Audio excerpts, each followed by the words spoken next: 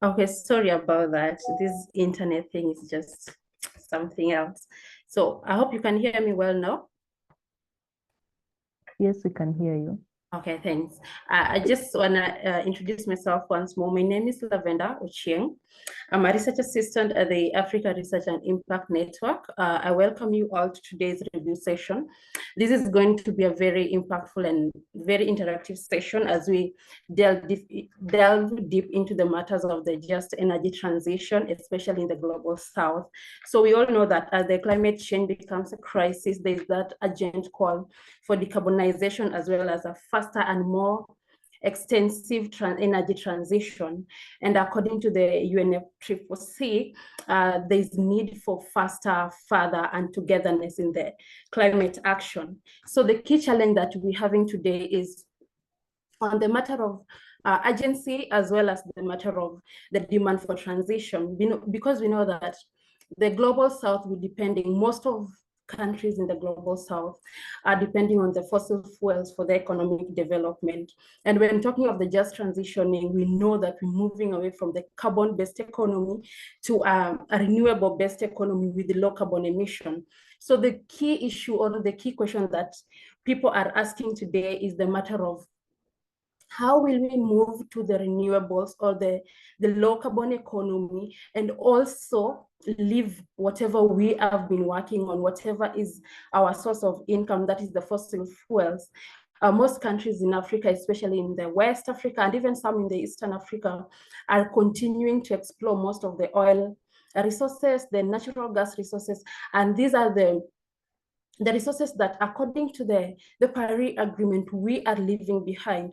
So the issue of resource stranding is coming in strongly, and we are asking ourselves, how can we move to, how can we just transit while also live sustainably, that is the transitioning, we're doing it sustainably, while also looking at how these resources which we are leaving behind aren't stranded. What can we do better and what can we do different?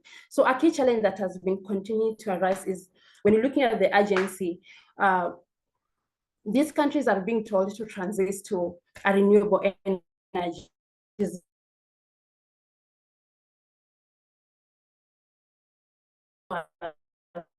Idea for balancing between urgency and the demand for transitioning, but the time that has been put in place is so limited. So we really need to ask our questions like how, when, why, and who particularly are the ways of this transitioning. How are we adopting them? What impact will they have? And what are the pathways that we're going to take? So this is not only crucial for practical issues, but we also needed to answer the ethical acceptability of this transitioning. So our today's topic, we are going to discuss about the African's path for transitioning. We're looking at the balancing between the fossil fuels that most African countries are having, as well as the renewable ambition that we are looking towards, and also trying to achieve the net zero by 2050. So I really want to welcome our speaker for today, that is Sammy Jamar. Jamar is energy consultant and is also an ARIN Fellow within East Africa. He's from Kenya. He will tell us how this is achievable and how we will go about this. This calls for collaborative action. So everyone in this meeting will need to participate, come up with various ideas, be it a researcher, a policy maker, a practitioner, or even the technocrats, just those who are just interested on matters of the just transitioning or even the clean energy as well. So Jamar, the floor is yours. Just for some quick housekeeping, ensure you mute yourself as we move forward. In case you have a question, feel free to raise your hand or react, or you wait till we finish the presentation, then the floor will be open for questions and answers. So Jamar, the floor is yours.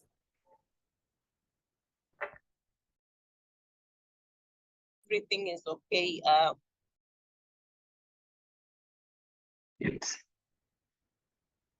Okay, thank you, Lavenda, for that introduction.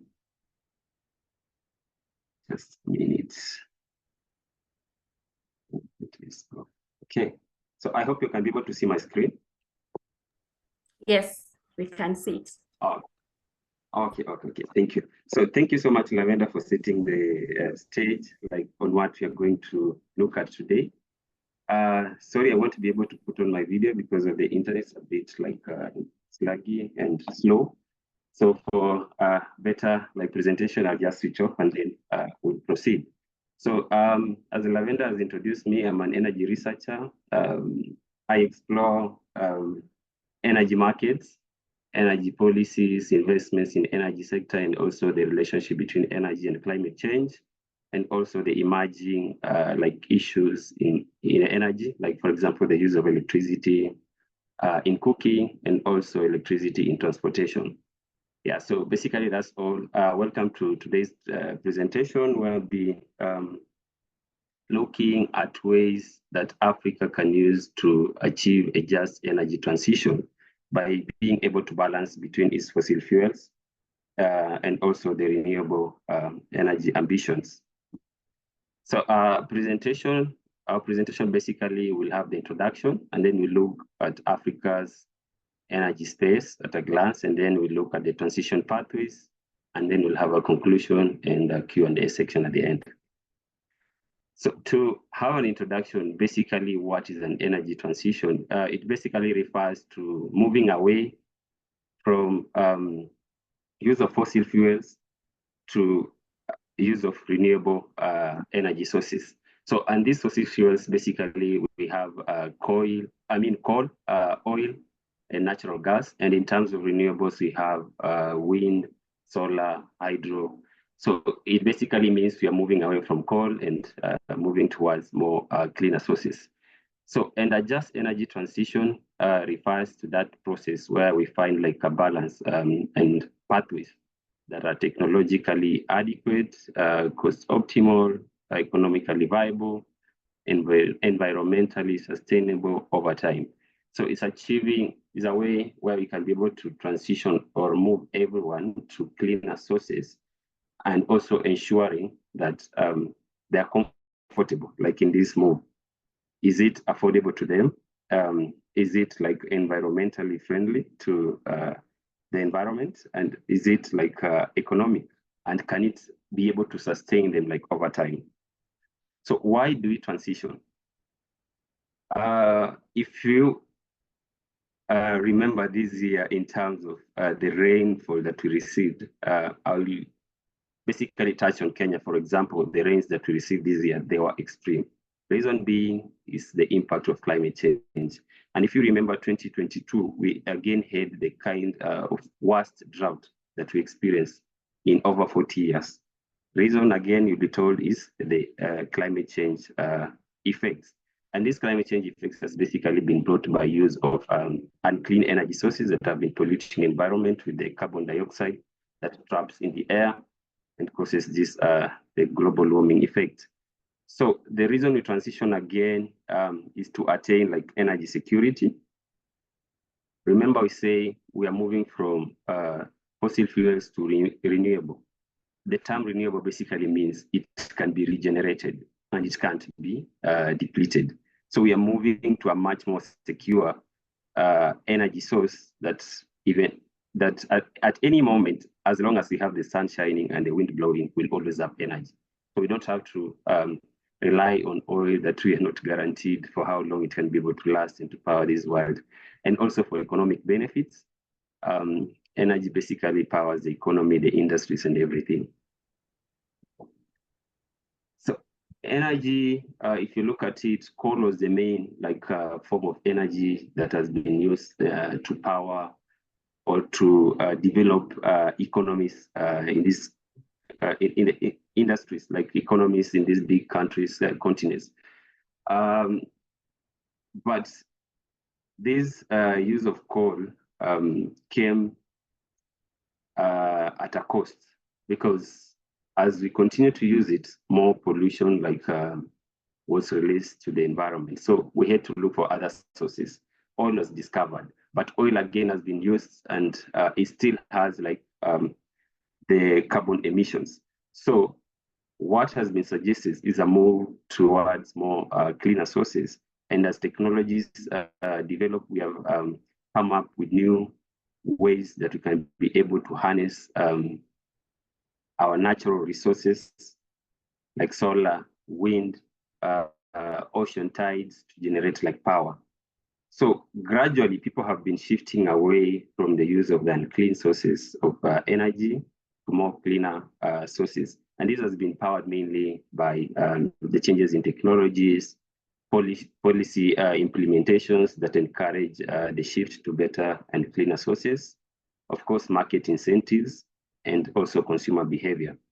For example, Africa has been able to reduce its use of coal by about from 54 to 29% in a span of about 35 years. Despite all these changes, we still see that developed countries consume much more fossil fuel.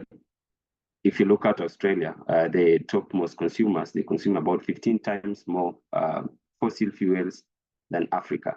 But if you look at it on the other side, Africa, the continent of Africa is the one that is mostly like affected in terms of the impacts of climate change.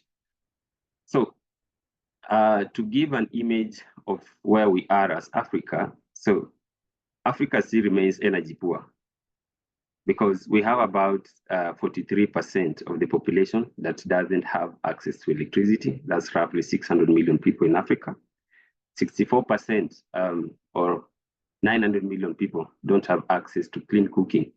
By clean cooking, I mean use of LPG, that is cooking gas, or electricity for cooking.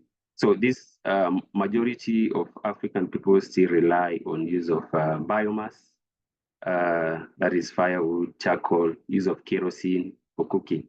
And these tend to pollute the environment and also like affect their health system.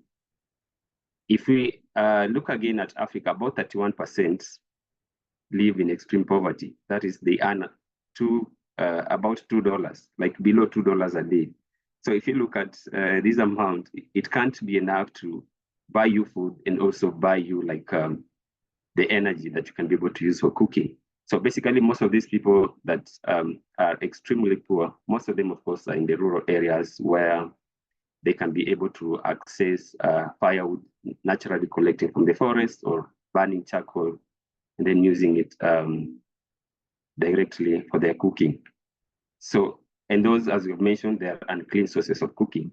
So, and all this use of fossil fuels results to loss of about 5 to 15% of GDP per capita in Africa annually.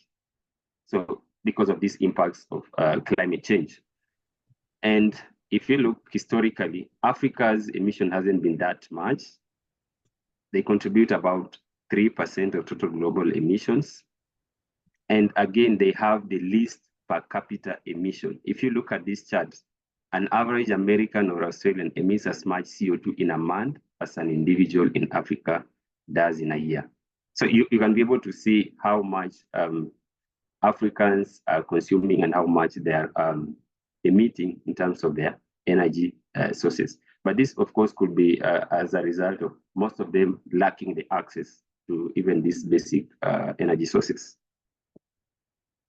So, as I said, Africa is poor, but it's rich in resources. What kind of resources? If you look at renewable energy, for example, the potential is over 10,000 gigawatts, but only 62 gigawatts has been harnessed. And again, Africa has about 60% of global solar potential. If you look at the fossil fuels, the proven crude oil reserves, about 125 billion. If you convert this into monetary value, it's about $98 trillion based on the current market like prices. Of course, proven crude oil reserves doesn't guarantee that all of it will be mined. There are some that won't be mined, but if you take that value, it's about $98 trillion. And then if you look at Africa's forests, they absorb about 600 million tons of CO2 each year against emissions of about 1.45 billion tons. So there's a deficit of about 800 million tons. And again, Africa is rich in natural gas reserves, about 5,000 billion cubic meters. And again, in the last like 10 years, about 40% of the global discoveries have happened in Africa. So it means Africa still has potential for for the exploitation of fossil fuels. But of course, technology lag and all this lack of capital to be able to finance the exploitation of these resources has meant that Africa remains behind. So, and again, in terms of minerals, Africa holds about 30% of the world's mineral reserves, and most of which they are reliable or they're critical in this energy transition gospel that we are preaching. So Africa, if you look at the minerals, for example, like cobalt, which can be used in electric vehicles, Africa has like 48%, manganese 48% of the global reserves, graphite 22, copper 6. So basically, you can see that Africa has resources, but it's opposite if you look on the other side, because Africa is not exploiting these resources. And where it's exploiting is exporting these resources as raw materials rather than as refined materials. So it basically ends up losing about 60% of the value of the materials, of the minerals, which ends up in those countries that try to refine the materials before they are being brought back to us as the clean energy technologies in terms of solar panels and lithium batteries in electric vehicles. So based on that, we can be able to look at Africa's energy transition pathways. Which ways can Africa try to look at to be able to harness its real power, to be able to accelerate its transition to renewable energy? So I've selected about 4 pathways. Of course, policy comes first, and then Africa can be able to utilize technology. It can be able to expand the renewable energy generation, and of course, exploitation of its natural resources, as we've mentioned before. So in terms of policy reforms, I'll say policy, using this quote from Christiana, it says, policy is the bridge between our energy goals and reality. Well-designed policies can unlock investment, drive innovation, and accelerate the clean energy transition. So if you look at countries that have been at the forefront in terms of implementing favorable policies that promote uptake of renewables. For example, if you look at Kenya introduced a VAT exemption on solar panels. And if you look at it now, about 15 million people have access or are accessing energy through solar panels. And according to ARIN, Kenya is the leading globally in terms of access to solar energy, especially through off-grid sources. So you can be able to see that impact. And again, I'll point about South Africa. Last year, they had this solar tax rebates that was able to accelerate uptake of solar. It almost doubled the installation in 2023. That's from about 1.6 gigawatts to about 4.5 gigawatts in just a year. So you can be able to see the impact of just a policy shift and how it can be able to catalyze uptake of renewables in the markets. Of course, we have other countries like Ghana that have also implemented VAT exemption. We have Egypt. We also have Nigeria did it, but I think they stopped at some point. But generally, having favorable policies can be able to accelerate uptake of renewables. And that should be the first step in terms of energy transition. Looking also at technology as an enabler or supporter of energy transition, because technology basically is powerful and it can enable efficient generation. That is, if you look at AI right now, how they are automating how they are using AI to automate, for example, these renewable energy sources to the grid. It can help in that balancing and projecting the future, how it can be able to look how much you can be able to generate, maybe in the next 24 hours, how much sunlight you can be able to get. And through this, it can be able to gauge like balance between supply and demand, where to switch off, where to switch on. It can be able to guide in distribution and also consumption of clean energy. One most common technology that has been adopted, we'll talk about PAYGO specifically in Kenya. So through PAYGO, for example, as I mentioned, many people can be able to access like solar energy. This one, especially in the rural areas, has been a key enabler in terms of supporting the low-income earners to be able to access solar energy at a way that they can be able to afford. So through this PAYGO, they're able to subscribe maybe a monthly payment towards like owning the equipment, but they get to enjoy the solar energy.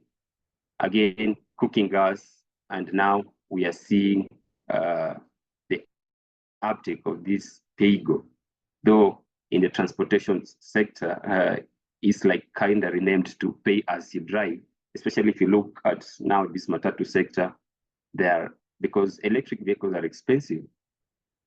So they're utilizing like this pay as you go model, whereby they're given the electric vehicle on lease, and then they pay as they drive per kilometer. I think Basigo is one of the companies in electric buses that has been able to implement this. And again, we have other companies like Mkopa that have done this for electric motorcycles, and have sold over 1,000 of them that are through PAYGO, where people pay slowly as they use the appliance. And also, one most interesting thing is that it has come also to cooking gas. And this one has targeted mostly those low-income population in urban areas. And for example, MGAS mentioned that they have reached over 400,000 households. If you do that based on Kenya's average household number, about 4 people per household, that tells you they have reached over 1.6 million people that now can access clean cooking in an affordable way, whereby they are given the equipment and the cylinder. Their work is just to purchase the cooker, and then they come feed in the amount they want to be dispensed from the technology. As you can see, it's something that is just mounted on top of the cylinder. And whatever amount you want to purchase based on the availability of funds that you have, just purchase, and then it will be able to dispense that specific amount. So this one is mostly suitable for those people who have daily income and cannot be able to afford having the whole like cylinder, but they can be able to get it at a smaller quantities, so they can be able to switch from using, for example, charcoal and kerosene that was mostly common in those areas. So again, Africa can be able to exploit like its natural resources. As I mentioned, we have enough oil reserves. So these oil reserves, we can be able to use it to fund our renewable energy projects. And again, we have natural gas, which is less polluting, and it has been taken like a transition fuel. Basically, Africa can be able to utilize this as a transition from more polluting fossil fuels to less polluting fuels before they fully transition to much more cleaner sources like electric cooking. So this one can act as a pathway towards that. And again, Africa's abundant mineral resources can be harnessed. If Africa, for example, controls the whole supply chain, right from extraction to processing to manufacturing now of these clean energy technologies, Africa can be able to be now at the forefront of advocating for renewables, because we basically have like 30% of what is required. I mean, we control like 30% of the minerals in the world.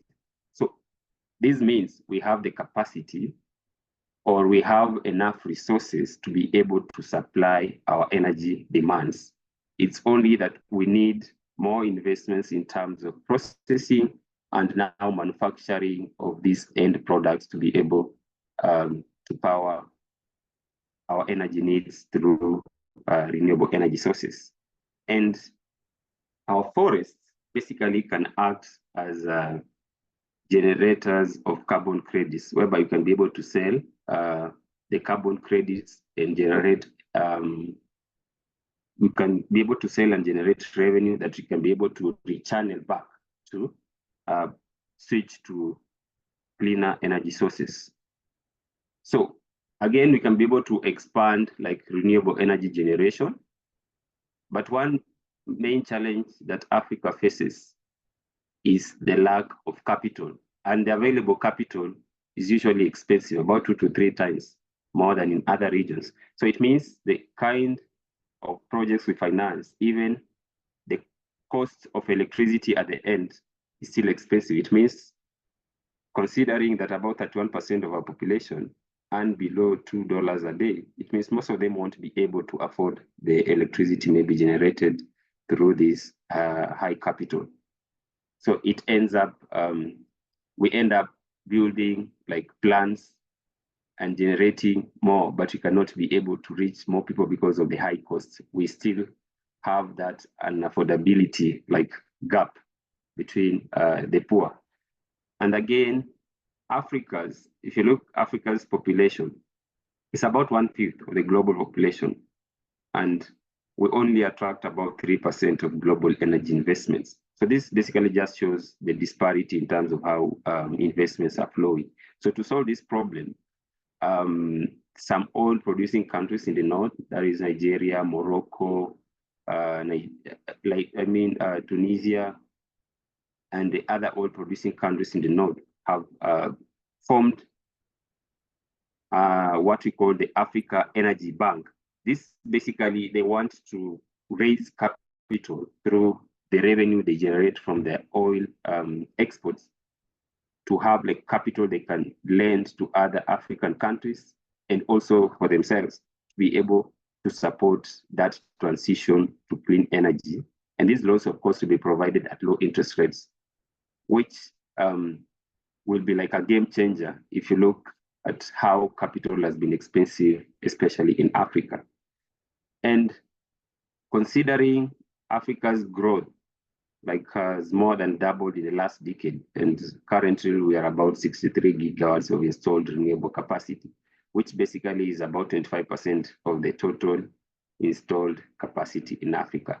So we still have more room like to grow, given that the potential is over like 10,000 gigawatts. So we can be able to harness these energy resources if we get the capital from the oil that we sell, and then we reinvest to enable like a just energy transition. Basically, what this means is we are not like cutting the use of oil immediately, but we are cutting it gradually. Slowly, with time, we'll be able to transition the world population 100% to renewable energy sources. So just to conclude, if you look at Africa, every country has its own unique kind of problem.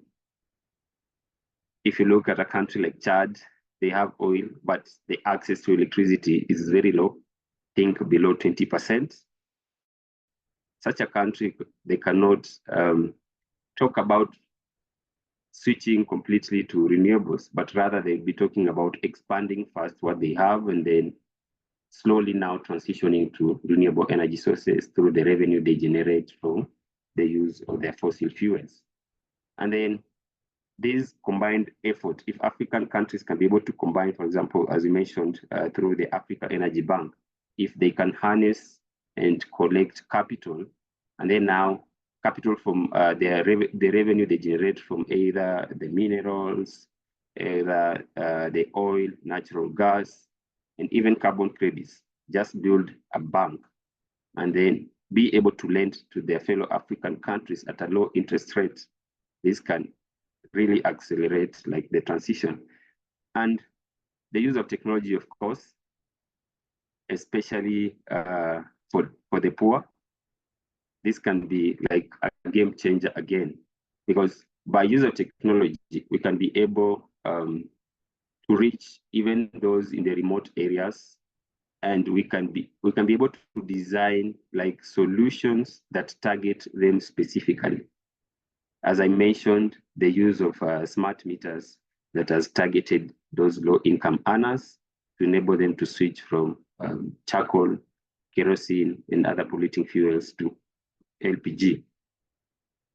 To conclude, Africa's future is in her hands, but proper policies can enable a faster and a more just energy transition. As you have looked, South Africa and Kenya as examples of how policy change can really like accelerate the uptake of renewables. So that is all for today. Thank you for listening to me. Now, if you have any questions, you're kindly welcome to ask or any contribution to make. Thank you. Back to you, Lavender. Thank you so much, Sammy. Sorry. Yes. All right. Okay, there was some echo. Yes, yes.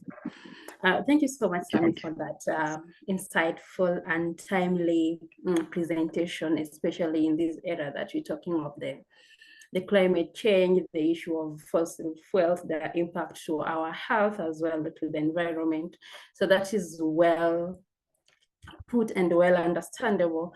So at this time, I really want to welcome everyone in case you have a question or a comment on this presentation.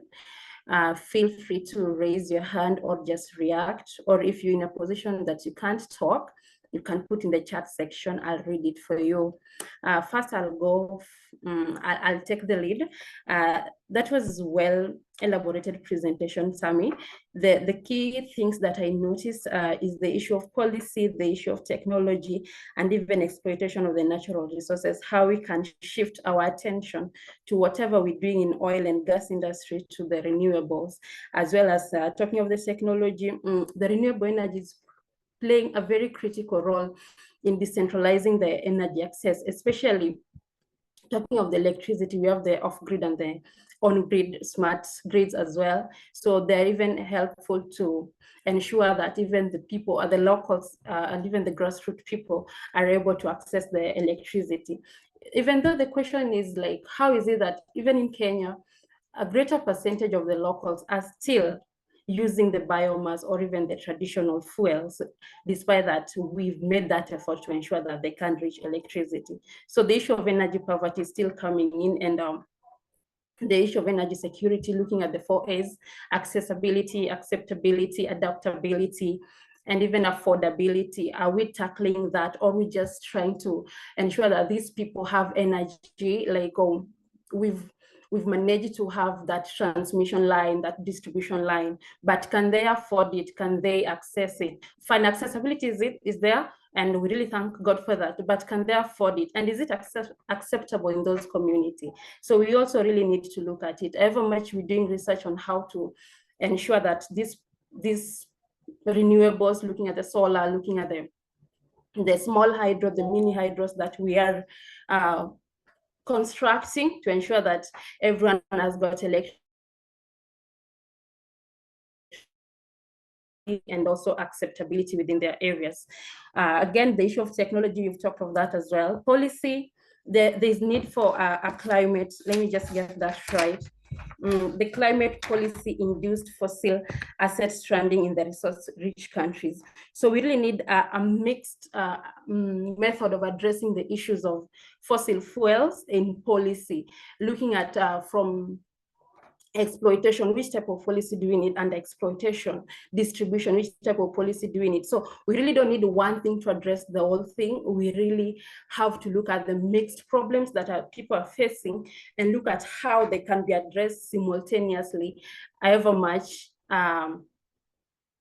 we blame policy, I think the type of policies that we have is is not well coordinated, or is kind of a silo policy, and that is where the problem comes in. So those are my comments. One question that I really want to ask is, we really know that Africa is trying to, we have the potentials actually. Looking at North Africa, East Africa, the potentials of renewable is great and immense, but we're still lagging behind in terms of the exploitation. And we're looking at the investment and the financial support from the Western countries. How sustainable is that? Are you sure if we get these finances, the transitioning will take place, or after exploiting the finances and we finish it all, we're going back to exploit our oils?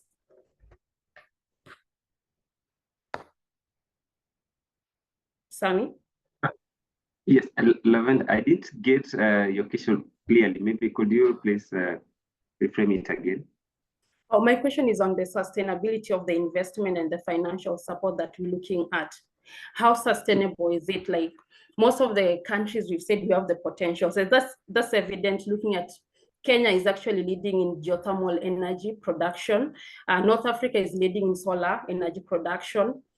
Various countries are having enormous renewable resources and vast resources as well. So how sustainable is the finances or the investments that we're making to this transitioning? Are we really sure that after we've gotten these finances, because that's the challenge we're facing. You've said that finances is a challenge. So when we have the finance support from the Western country, how is it sustainable? Yeah, okay, thank you so much for that question. Just to address in terms of sustainability, I don't think relying on external funding would be sustainable like in the long run. Yes, it will help us like in the short term in terms of enabling us to transition to cleaner energy sources. But as I mentioned before, this capital usually comes at a higher cost, maybe 2 to 3 times expensive compared to how they lend to other developed countries. So that means the kind of energy or electricity will be generated from such kind of capital, the end product will definitely be expensive again to the end users. If you look at Kenya, for example, I'll use us as an example.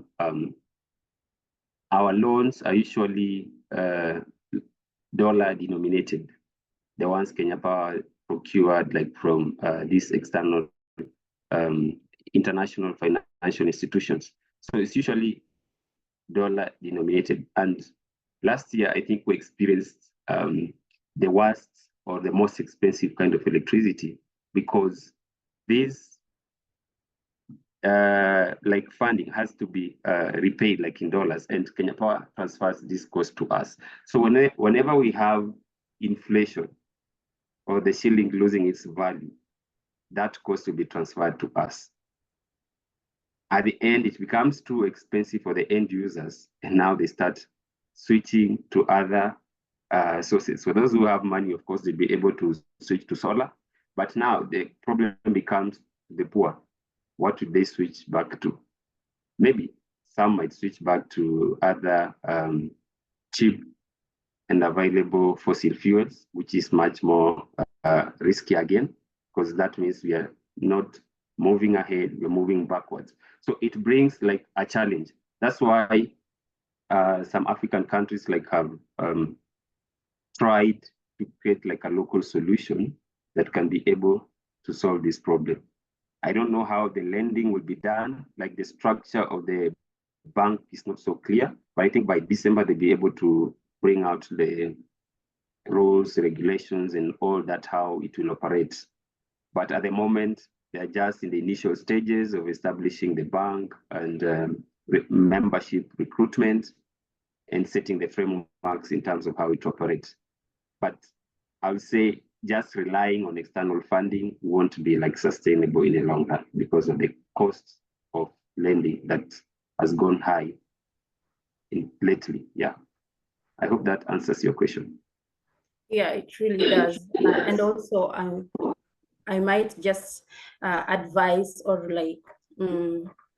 tell everyone who is working in the energy space that when coming up with those various solutions or strategies in this era of transitioning, we have to focus more, or rather emphasize on the issues of forming of alliances and cooperations as well as collaborations. Like there's a collaboration going on in South Africa. South Africa is the leading in coal production, and that's what we are dealing away with. So most of the corporations or the alliances that they are formed are aimed towards reducing the coal production or doing away with it completely, as well as financing the renewables, and also focusing on much more on the hydrogen, which is clean and easily exploited. So collaboration in the alliance formation is also key, while however much we're looking for donations. Yeah, so the solution is with us. I'm going to welcome Edna to just give a brief insight on the presentation. Edna, please. Thank you, Lavender, for that opportunity. And thank you, Sammy, for this timely presentation. So my comment is, and I'll be picking on the slide where you are talking about transition pathways. You talked about policy reforms and technology. So my view is, even as researchers, as we continue to look into a proper way of just transitioning, then it is very important for us to also advocate for inclusive policies that that when these local communities, and especially communities from low and middle income households, that will enable them not to lose their autonomy when it comes to their socioeconomic lifestyle, kind of, yeah. And this is because, as you can recall, Lavender mentioned something about acceptance. It is very important that even as we transition to a just economy, that the communities that we are imposing these ideas on, they're able to accept these technologies, and they're able to understand where we are going and where we are coming from. So that's the comment I had. Thank you, Edna. Thank you. That's well noted. I'll welcome Dr. Nantongo. I know you joined late, but you're also working on a certain project on energy stranding, where we're talking of the resources being stranded as we move to the era of the renewables. So I just wanted to welcome you, just to give you a brief comment on this presentation. Dr. Maria?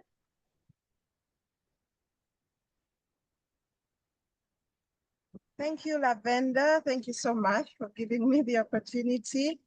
You really hijacked me. Unfortunately, I have been traveling, so I joined the presentation late. This is a topic that's very interesting for me.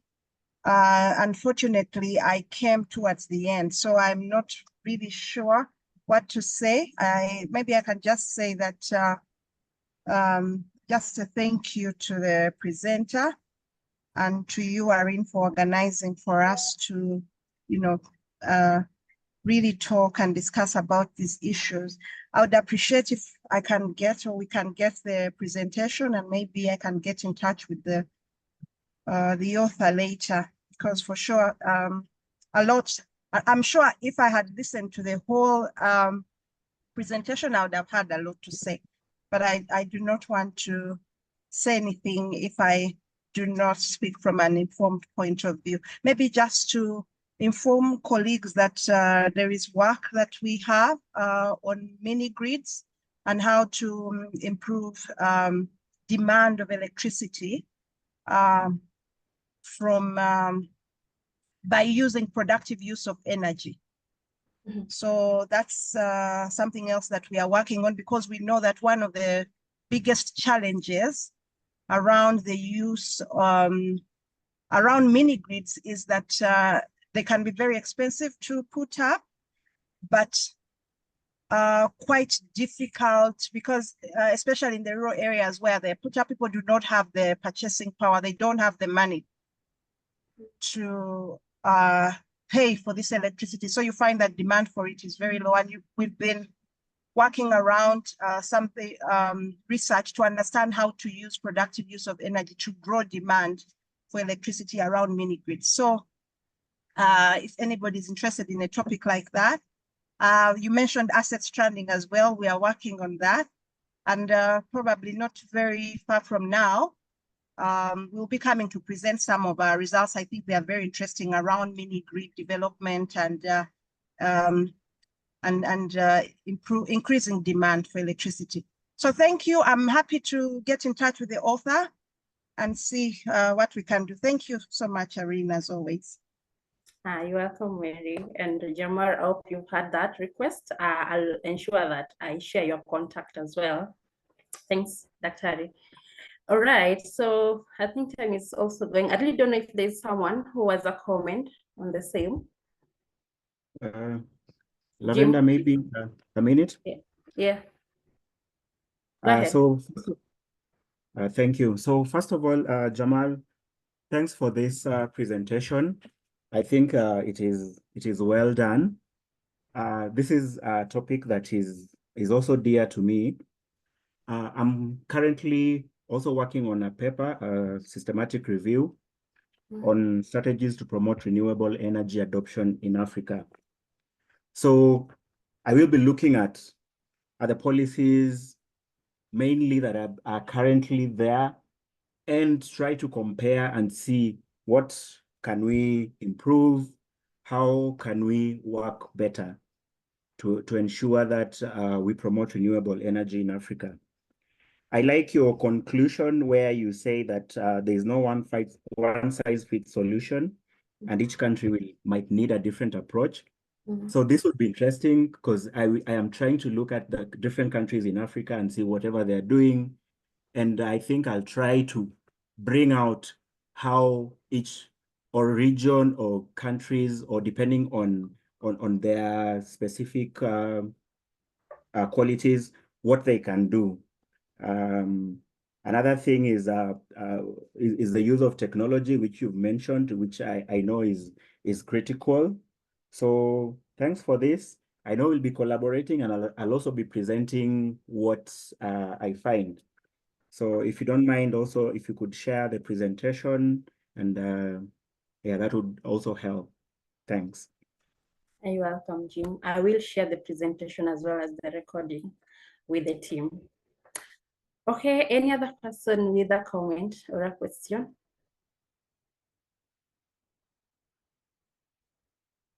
Before I close the door, Farmer, do you have anything to say? You're working on a project on renewables, looking at the country's NDCs. Do you have anything to add?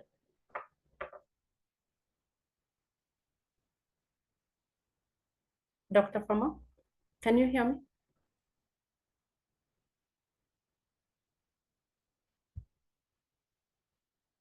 Okay, probably she might not. She's not here. I'll welcome Anne. Anne, I really don't know if you can hear me. Just to give the closing remark, as well as the few announcements around climate change and health, looking at the platform that you launched, as well as the upcoming ARIN conference. Anne, please.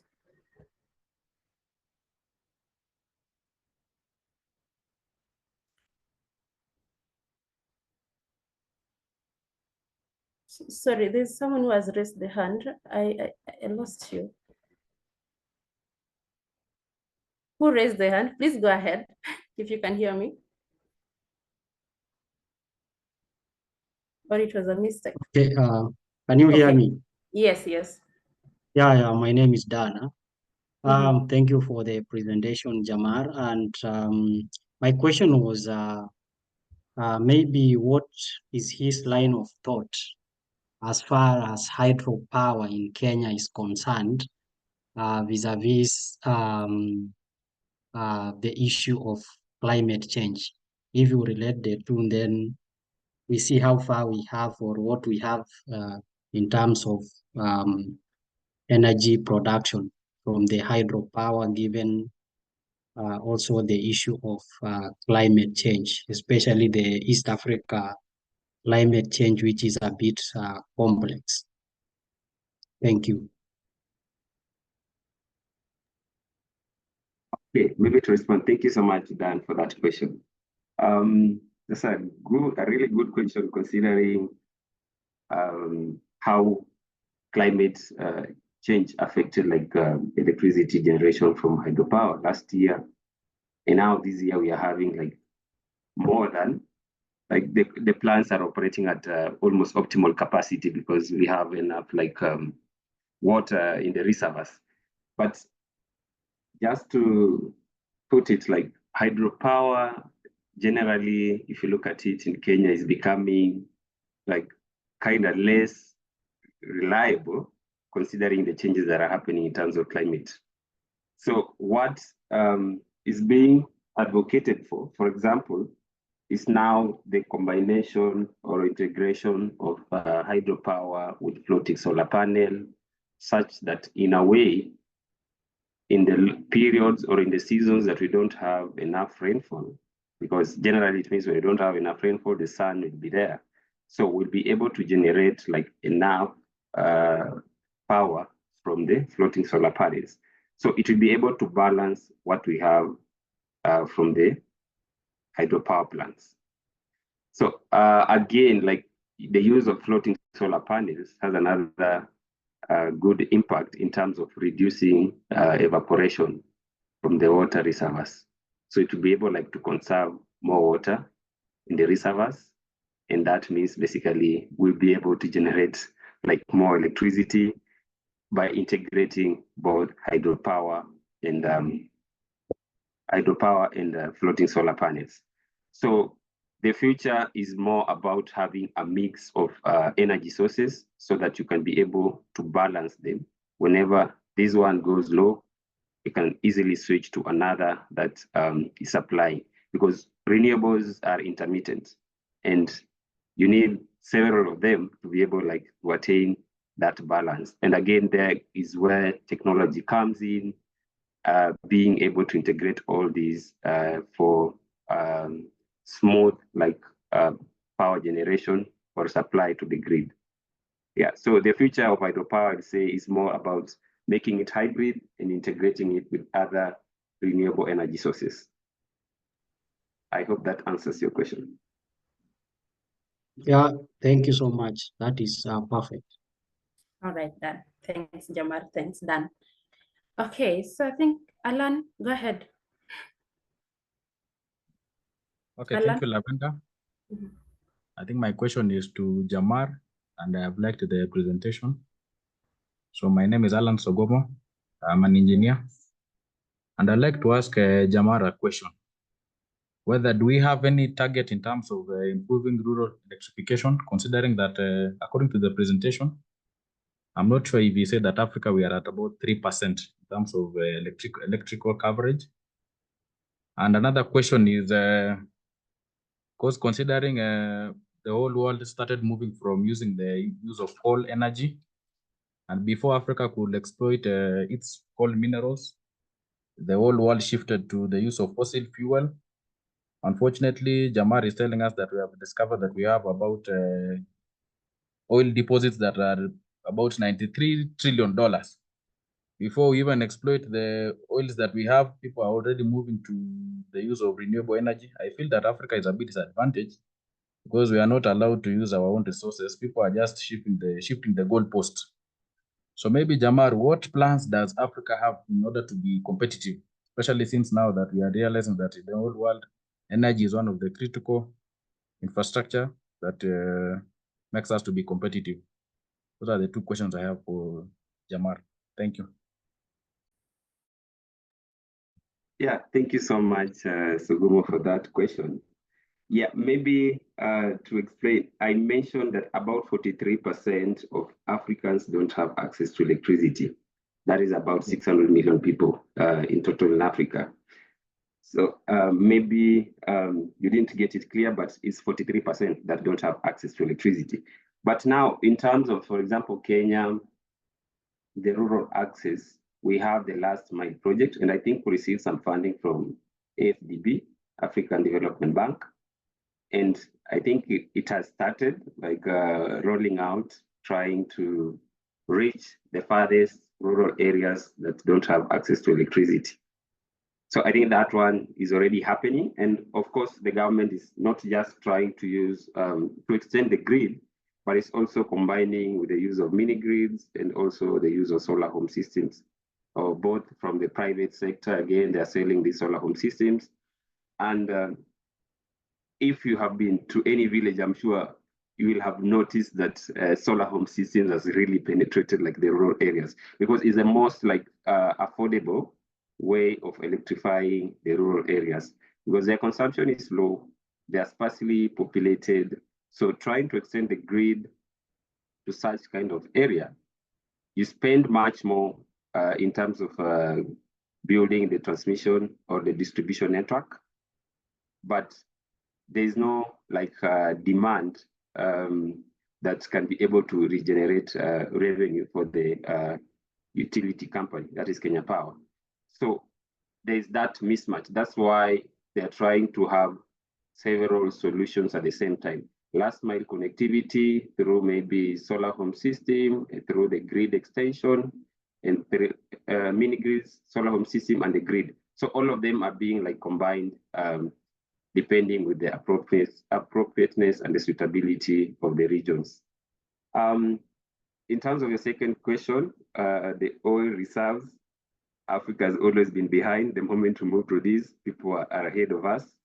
Yeah, that's why I advocate like we exploit our resources to use them for transition, because we have the oil.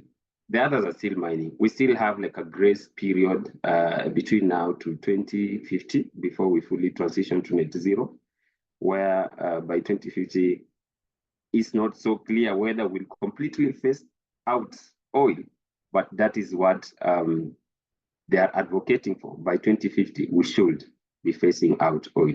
Yes, Africa still has chance and opportunity to use its oil, and considering we have enough carbon sink in terms of our forests, so we are in better position to utilize our own resources and generate revenue, both from our forests and also from our oil, minerals, and all that, so that we can quickly like accelerate our transition to renewables.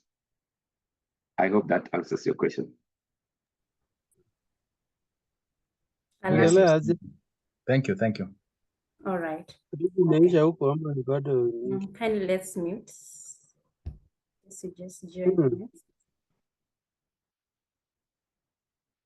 Okay. So I think we're coming to the end of this very engaging and interactive session. And I really thank everyone who's making this very lively. I don't know if I'm leaving anyone behind.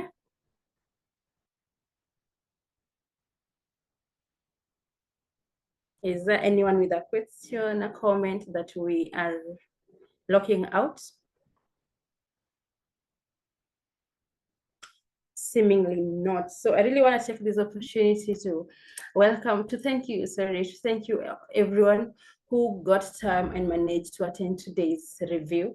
I'm very sure we've learned something, and we're continuing to learn something. Even if you're not in the energy space, you're going home with something tangible that you can even help present or even work with as a change agent in the community.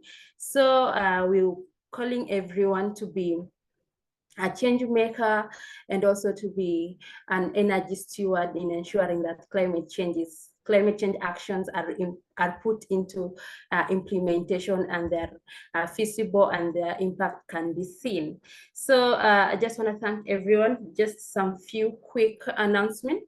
ARIN is having our fourth international conference that is starting from 6th to 8th.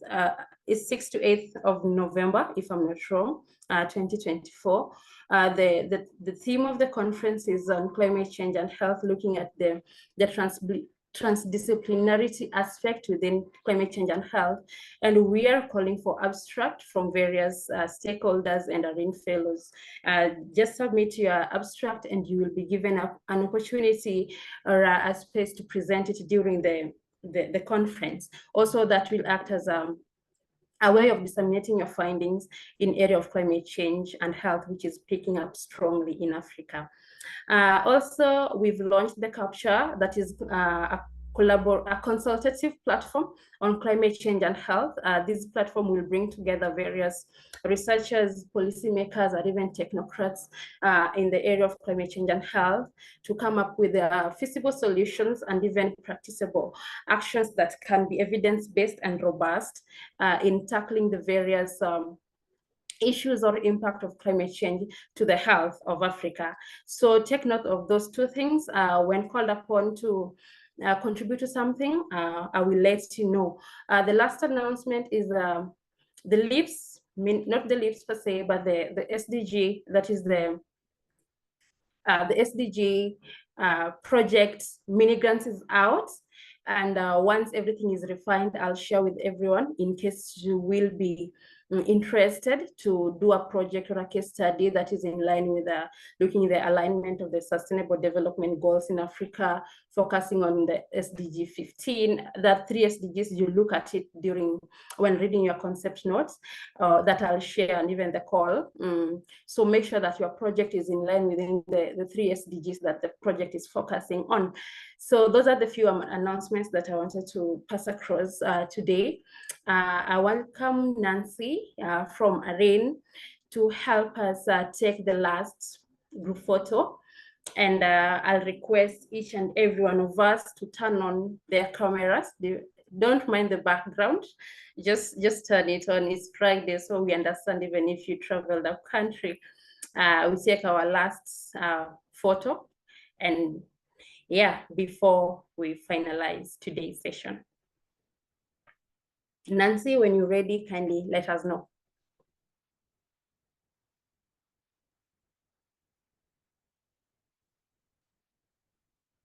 And you can as well smile so that the photo looks good.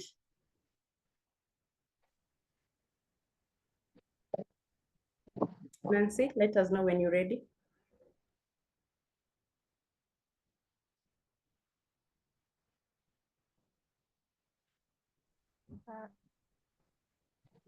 Sorry? Most of the team to turn on their cameras. Okay.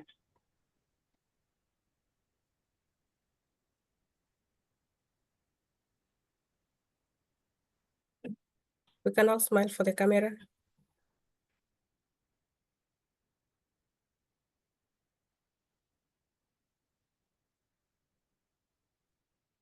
That's it, Lavenda. Okay. Thank you, everyone. Thank you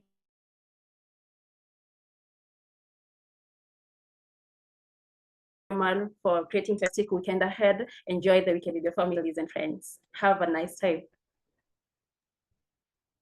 Thank you. Goodbye. Bye.